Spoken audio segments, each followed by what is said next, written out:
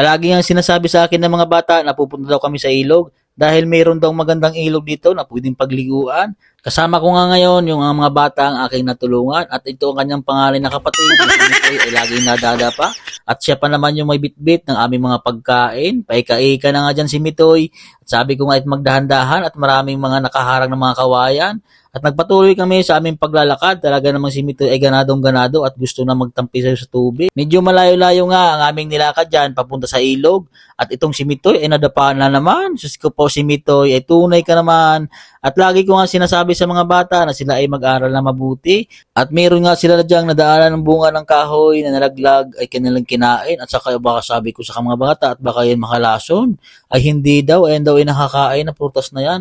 Ay sa susunod, titikman natin. At nagpatuloy nga kami dyan sa aming paglalakad. At natatanaw ko na nga ang napakagandang ilog. Ay sadya ho naman pagsilip ko ay napamangha ako. Dahil malayo pa lang ako ay nasilip ko na sobrang linaw ng ilog. Sa sobrang linaw nga ng ilog ay sadya naman kita talaga yung mga bato sa ilalim at mga buhangin. At sabi nga na matatanda, kapag ganito daw kagandang ilog ay mayroon daw nangangalaga. Kaya agad-agad ako nagtabi-tabi dyan.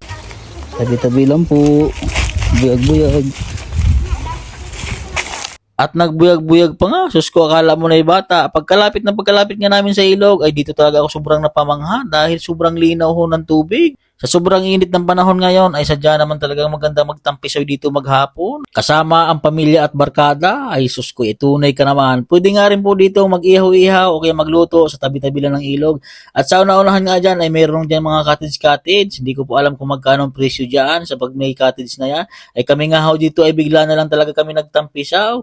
At sa part na ito ay mayroong nga magandang bato dito na nakadesign, talagang pwedeng pagtalunan. At dito sa unahan na ito ay medyo malalim para sa mga matanda. At sa una-unahang kunti naman ay nandun yung mga para sa bata, medyo mababaw-babaw po.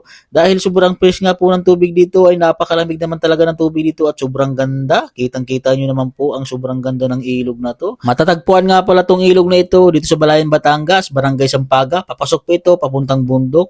At ito na nga yung mga bata, sobrang saya ng mga bata ay tumalon-talon na nga at mayroong pang tumambling. Sadya naman talaga, napakasarap maging bata. Sana maging bata na lang habang buhay. Ay tunay ka naman.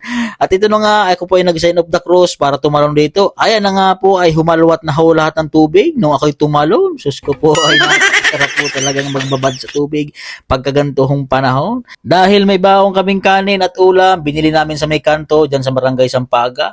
At pinakuhanan ko lang ito si Miko ng dahon ng saging. At ito na nga, kakain na kami, gantong ulam lang, tapos ganto yung view. Ay tunay ka naman. Ay nga ho, at dito na lang po ang video na ito. At abangan nyo po kami sa mga susunod po naming adventure kasama ng mga bata. Thanks for watching ho. Maligo ho kayo dito sa ilog na ito.